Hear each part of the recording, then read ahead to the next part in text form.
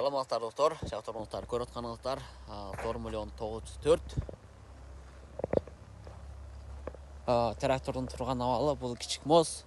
Жылы болсо 2021 жылы алтын заводтан чыккан трактор. Оқаңыздардай трактордың тұрған тұрқы авалы ушул. Ички салондун көрүнүшүнөн сыңарсаңар мына үстү ачыла турган мопилоттор неси бар. Алдындагы мына күн нурунан тоскон пардалар дейбизби, мына бардык толук. Ичи мына көрүнүшү. Дөңгөлөк, армавырдын дөңгөлөгү. Арттан карасаңар, Кытайда эми амал жок, бул Кытайда кээ бир жаңкы жаан, күн паткактарда ушундай темирлер даттап калат. Көп тура бергенден кийин. Ушундай экен.